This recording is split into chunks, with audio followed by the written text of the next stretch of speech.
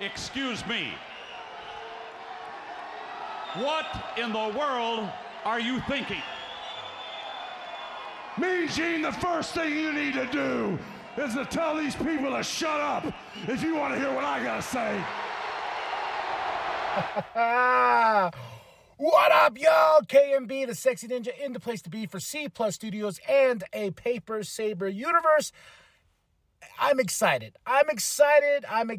because we're talking about Monday Night Raw in Providence, Rhode Island. Corey Graves and Patrick on the commentary. Let's just start it off. Big night, but with a lot going on, but not enough meat on the bone to satisfy. I'm saying that now because there's a lot going on in the show, but there is a lot of stuff that is on the bone that is worth chewing. Arrgh. Start the show off with Edge. Edge comes out. Crowd pops. Boom. Big reaction. Then while he's saying his piece, the Judgment Day comes out. And Edge tells Finn, I ain't here to talk. I ain't here to do this. I ain't here for you guys to beat me down and every other week take me out, blah, blah, blah. He's addressing the problem. And he understands that it is a problem because we are tired of it. I'm tired of it. I'm like, okay, we got to finish this some way, somehow. So Edge made a challenge. Says, okay, no, he accepts the challenge at WrestleMania between Finn Balor and Edge to finally end this. End it permanently in a hell in a cell. I got giddy. I got so giddy. I was like, yippee! What the hell in the cell is supposed to mean? Where feuds go to be ended, to finish, not a pay-per-view. Around the cell. This is what it is. You build a feud to a point to where you're like, you know what? I'm tired of you. I want to take you to hell. And that's what we're going to do. Edge and Finn Balor are going to fight in a Hell in a Cell at WrestleMania. Bring it on, baby. But, of course, after the acceptance of challenge and the stipulation, Judgment Day attacks. But who comes to the rescue? Because we're setting up our match. Johnny Gargano, Dexter Lumis with Candice LeRae for the rescue. And then we have the big tag match, Johnny Gargano and Dexter Lumis versus Judgment Day, Damian and Dominic, with Rhea on the side, Finn to the back. This was a fun match. I know that Johnny has something big going on in NXT, but I want to see more of Johnny getting a little bit more of a push here on Monday Night Raw now that he's on the main roster, not the fact that he's going to go in NXT again, because I feel like he's beyond that, in my opinion. I don't think that he needs to be in NXT, even though if they need some ratings, because Johnny Gargano is Mr. Wrestling. Come on, Johnny Wrestling here. But JD got the win. We got to keep that strong. Damian, Prison Dominic, we got to keep it strong and everything like that. We got to make sure that we're building Judgment Day. And I feel so bad because Damian doesn't have anything going on at WrestleMania, but being a sideline bitch for Finn, for Rhea, for possibly Dominic here soon if he put a challenge out there to his Faja. So we shall see. I just feel bad. Like, everyone's got something going on except Damian. Damian was the third wheel of the party. Like, hey, guys, I'm here. Okay. Nothing? I'm still happy. Miz backstage. He's Mr. Host of WrestleMania. Chad is running around with flyers with Otis on it. He's like, hey, he goes back there and Miz is like, I'm on the flyer, blah, blah, blah. Then Chad's like, oh, flyers, I need flyers. And he goes off. You're like, what's going on? And you find out later on he's looking for Otis, But Bayley and Damage Control in general, are attacking Trish Stratus. They beat her down. They whoop her ass because they're talking to Miz. That they cut to Bayley and Damage Control attacking Trish Stratus. So, like I said, a lot of meat on the bone, but I don't know where we're going. We're trying to build this feud. Omos with MVP. And then they get Brock Lesnar out there face to face. Brock Lesnar's like, holy shit. This dude is huge. So, and Brock is like looking at him and just like watches, and Omos puts his hand out there and Brock is like, oh, he's a little intimidated because Omos is a big dude. Huge guy. Like, So, this is why I'm interested in this match. It's a mismatch of, like, why? But it's also like, I want to see if Brock can F5 Omos. Like, or if Omos can, like, choke slam Brock Lesnar. I don't know. Either way, how this match goes, I just want to see an F5. I want to see if Brock can pick up Omos. That'll be cool. But they did have a fight. They did break out, building their feud. Building the feud more than Bobby and Bray. And I just read something that Bray is dealing with an injury. This is why he hasn't been on TV much, Shout out to Bray Wyatt. I hope you're feeling better. This close to WrestleMania, I hope, him and this Bobby thing is just such a weird story. It is. Come on, let's put it out there. It's a weird fucking story because he says, whoever wins between Brock and Bobby, you better run. I was like, oh, is there a reason why? Because there hasn't been a reason why, and so far, Bobby has smashed Uncle Howdy, and the mind games are playing, but there's no real reason of why you're taking on Bobby. Or Brock. Why even mention Brock? But we need something for Bray Wyatt to do, so I think something's going to be very theatric at WrestleMania. If this is true about Bray Wyatt being hurt, it's going to be more theatricals than an actual wrestling match. Maybe what they did with John and Bray back in the day. So that was just my little tangent, just because I was thinking, I was like, man, we really ain't building nothing here, aren't we? Even though I know Bray is SmackDown. So, but now we're crossing the tips. It's WrestleMania season. We don't have time for brand splits. All right. They do a package with Sammy and Jay last week. They do a package with Cody from last week on SmackDown. We're building the Bloodline storyline. And that's what I got to say is, like, they did it so well last week with the thread of the Bloodline. Going up and down throughout the show and tying it all in a nice little bow, but not tonight. They were kind of all over the place. Like, the big one is starting to show off with Edge. No Roman until next week, apparently. But we have an awesome match here that I was very excited about, but it was really short. Cody Rhodes versus LA Knight. I was like, oh my God, yes, come on. And it was fun. Cody for the win, of course. Undefeated at this point. But I was like, oh, sorry, LA. Like, you deserve more. But Cody cut an awesome promo afterwards, and he says, Roman, I will acknowledge you, but you need to acknowledge me. Made my pee-pee stand up. I was like, oh man. I was like, damn, dude. Yes, acknowledge Cody, Roman, next week on Raw. Seth backstage. Well, this was Seth and Logan package from last week. Logan doing the bye-bye, bitch. I think Seth did it better. Just saying. Then Braxton's backstage with Seth doing an interview. Miz interrupts, says, hey, you got knocked out one punch, blah, blah, blah, blah. Baron tries to come in because we need to find something for Baron to do. Sticks his nose in business, and he's like, hey, can I get on Impulsive? Logan, is that the show, Impulsive? Yeah, whatever. Logan's going to be on Raw next week with his show. I'm putting quotations up in the air because it's just like, is it really a show? Miz TV is a segment that I do enjoy, but Logan's stuff, I just, I'm like, okay. But this sets up Baron Corbin versus Seth freaking Rollins later on into the night. Elias versus Bronson Reed. Who was going to win this one? I wonder. But Bronson Reed for the win. Elias was with Rick Boogs. Rick Boogs is on the side taking notes.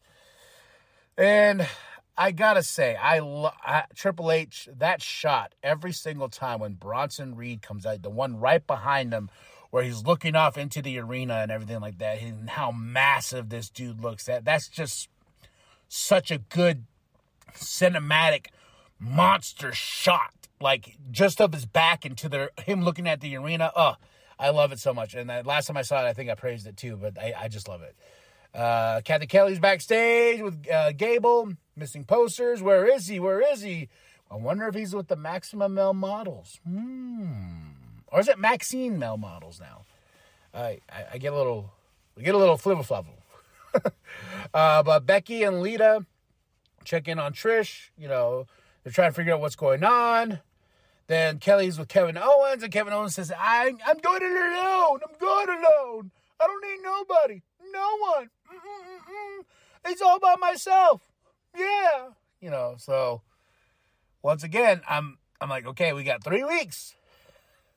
We're here. We're almost down to the WrestleMania threshold. Are you holding off until like that last week? Or are you holding off till next week? Until Kevin finally admits. Because he got his ass handed to him tonight, but we'll get to that. But I'm just saying, are we waiting until the last minute to finally make us all go, oh, shit? You know, they did a package last Monday, how John destroyed Austin Theory. And I've seen a little bit of backlash of this. I was listening to Busted Open Radio, and they were talking about it, and Bully Ray was like, I don't understand this. I don't understand why. I feel from what I've gathered from it is John cares about Austin Theory, and in order to build him up, it's to tear him down and then have him because he is right. Like, as much as I love Austin Theory, and they were saying something in the Busted Open podcast where they're like, do you care about Theory? Yes, I care about Theory. Do you care about this? Not really, because the guy is the same shtick. Like I thought once he started growing the beard and he got rid of the selfie stuff, I really thought we were going in a different direction. But he's just an arrogant punk heel. And even tonight, like, he's not even any shots towards John. Like, he got a mix up with the Street Profits backstage and being Austin Theory and nothing but the ignorance of like, I still have a match at WrestleMania with John Cena. And to fucking, you know, to set up their match for later on, next match with Dawkins, Theory just goes, what are you two doing at WrestleMania? Oh, yeah, nothing. I was like, dick move. Dick move indeed. But it does set up Austin Theory versus Angelo Dawkins. Angelo Dawkins is looking good, man. Montez Ford's on the side. Of course, who's going to win, though? Who's going to win? Your Theory, you know. So Theory for the win, because we can't have this poor kid get buried by John Cena on the mic and then start losing every single match, which I thought would be funny, but not funny. So, but Theory attacks Dawkins. You know, Montez for the rescue. Oh wait, no, Montez went to the back. Yeah. Then just to play games, Austin Theory started doing John Cena's SDF, and Montez for the rescue, sending a message to John Cena saying like, yeah, I could do it too, but that doesn't really help because you can't see. He does the you can't see me, and I'm like, tee kid antics, okay? Kelly's backstage with Paul Heyman. Paul. I love Paul. Anytime Paul's on the goddamn mic, I'm like, everybody stand up and salute Sir Paul Heyman. Because he automatically calls Cody a schmuck. What a schmuck. I'm like, oh, I laughed really hard on that one, man. But he did say Roman will be here next week. Ain't St. Louis. Next week, Roman will be here. So does that mean he's not going to be on SmackDown? Question mark. So... Rey Mysterio, first inductee into the Hall of Fame. Of course, Dominic interrupts. This is where the challenge was laid out. And Rey Mysterio says, I will not fight my son, Dominic. My son, Dominic. I will not fight my son, Dominic. Come on. Just fucking pull the trigger already. You know, come on. Just a little smacks. Even slap him. Slap Dominic. I know you have this pride as a father saying, I'm not going to put my hand on my kids, but sometimes these kids need to get them hands. You know what I'm saying? That's, you know, Rey Mysterio, come on. We're waiting. Dominic versus Rey Mysterio in the same night you get inducted to the Hall of Fame. And I really hope that Dominic interrupts that Hall of Fame speech. Let's get an angle built out of this. So that happens. Kelly trying to get an update on Trish, and Lita and Becky says Damage Control going to get theirs. Trish is like, yeah, they ain't going to stop us. And I was like, man, everything really happened backstage tonight, like storyline wise. Like nothing really happened outside the ring. Like there was like not that many matches if you really think about it. Yeah, but Miz comes out. He's going to be on commentary, and you know he for this match with Baron Corbin and Rollins. Rhea had this great, before I go to this, Rhea had this great spot with Stranger Things. You know, she's 11. She has a little thing on her head, and she's like, then who's speaking in the background? John Cena. I thought that was really, really cool. Honestly, in my opinion, I thought that was really cool. Just, you know, a little vignette. I was like, oh, you know, John's in the one saying, like, you need to step up. Come get some. I just thought it was cool. Baron Corbin versus Seth Rollins. Of course, Rollins going to win. It was really quick, too. Like, it was a half second. I had to rewind the TV because I stepped out for 2 seconds. I just came back. I was like, okay, sure. Chad is backstage looking for Otis. Mustafa Ali's like, I'm like, go away, Ali. But he finds Otis. He is with the Maximum Male Models doing poses in this jacket that can't fit him, but still my spirit animal lives. And sadly, you know, his name is Otis. He's Otis. I was like, they're doing headshots, and Gable's trying to get in there. He's trying to either like, no, you're grotesque, you're disgusting, you're this and that. I was like, don't say that about Gable. Gable beautiful. Gable's the mathematician, the mat master, the mat king. Don't treat Chad like that. Come on, Otis, please come back. Don't do this to Alpha Academy, bruh. I did feel bad for Chad. I felt bad for Chad.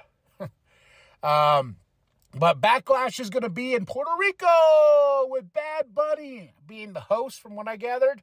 Awesome. We are breaking the norm and going other places for pay-per-views. Besides Saudi Arabia, you know, we finally went to the UK. We're going again. And, you know, we got Puerto Rico now with Backlash. Fuck yeah. Hell yeah. Spread the love of the WWE. You're called the WWE Universe. So let's explore the universe. All right. Calm down. We had Bianca Belair versus Chelsea Green with Carmella. I'm trying to understand the build for this storyline for Asuka. Because we've been feuding with Carmella and Chelsea for a while now. I'm hoping that Carmella doesn't weasel her way into the match. I feel that's going to happen, though. Carmella is going to it's going to be a triple threat for the title, because they're building it, but they're not building Asuka versus Bianca Belair. And do you need to build it? In my opinion, no, because they're two strong competitors that I'm like, hell yeah, I can't wait till they rip it up in the ring. But at the same time, Asuka comes out for the save. Bianca wins. Of course, beat down from Carmella, beat down from Chelsea. Asuka comes out. She picks up the title, and she's holding the title. She's like, you want the title? You want the title? Huh? No, you can't have it. You can't have it. You want the title? You want the title? Here you go. You can't have it. Ha, ha, ha, ha, ha, ha. You can't have it. You can't have it. And then does the blue thing, and Bianca's like, and I'm like, okay. I guess that was cool. I'm guessing that was cool. I don't know. It's getting a little frustrating at this point with storylines and stuff like that we're building towards WrestleMania. I'm so excited, but as a fan, as somebody who takes notes on this shit, it is getting a little frustrating. And now, let me turn my notes, because it actually went to 2 pages for this show because there was so much to do, and I feel like they were slowly running out of time. But now we're in the main event, Street Fight Solo versus Kevin Owens, and Solo walks out solo. Some great spots, especially that chair, the chairs being set up. I just feel like they were running out of time. This was just my opinion. And I've noticed on Monday Night Raws, they get more commercials in the last 15 minutes than they do the rest of the show. It's slightly annoying. I don't know if I'm the only one that has that problem, but yeah, they cut the commercials a lot, and especially in the last 15 minutes. When that's supposed to be the meats and potatoes of this show. And that's the thing, there wasn't really no meats and potatoes. Could the Cody thing be? Sure, when he said acknowledge me, yeah, but no, that was cool, but there wasn't no like, oh, this is what I'm going to take away from this night, you know. this ends the way I thought it was going to end because I felt they were rushing to the back. Like I was like, man, they got 2 minutes left before they have to go off air. Then you kind of felt them rushing. They got to the back, and, of course, the Usos super kick. But the message was sent. Kevin can't do it on his own. Solo for the win. They leave him there beaten down in his own drool and spit. Kevin, you cannot defeat the bloodline. So what do you need? Maybe a little Sammy. Because he did put that out there. He says, I don't want Cody out there. I don't want Sammy out there. And what happened? You got your ass kicked. So maybe there's the meats and potatoes of the show, folks. Kevin couldn't do it. He could not deliver. So I honestly give this show 3 out of 5. I was entertained, but also there was a lot going on. And a lot of stuff I felt like, we could have saved this for this. You could have done the Maximum Male Model thing with Otis at WrestleMania as a backstage vignette. Like a little. That's where you find him. I don't know. 3 hours is a lot. 3 hours is a lot. But if you're gonna do 3 hours, let's keep it together. Like I said, Raw was a little bit better last week because they had the thread of the bloodline. This one. It had a lot going on with a lot of other stuff. We got Becky backstage, and Lita, and Trish. Not even near the ring. No Bayley. No nothing.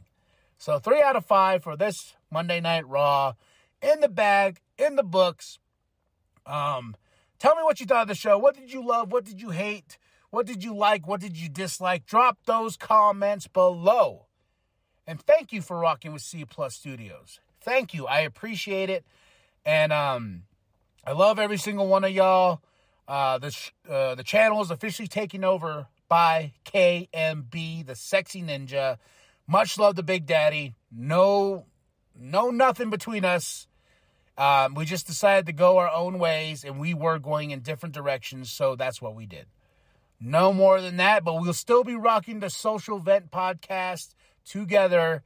Go support Big Daddy in every way you can on his channel or whatever else he has coming up. I know he's on Instagram. You can go check him on Instagram. I know he still has his YouTube channel, Big Daddy Forever, but I know he's making changes. I don't know what changes because, like I said, he's off to do his own thing. I'm here to do my thing on C Plus Studios. So there you go. That's it. There's no drama. There's no nothing. No nada. So don't look into it like that. We're still going to be rocking the Social Vent, though. Thank you for everybody that's been rocking with us. And I want to just put that out there right now so we can move forward. All right, y'all. Tell me what you thought of the show. Drop those comments. Hit that like. Hit that subscribe. Share with your grandma. Share with your grandpa. Share with the bum down at Walmart. I am KMB, the Sexy Ninja. And as always, the New World Podcast is for life, brother. Don't make it personal. What a joke. It has been personal since I first appeared on this show at 21 years old.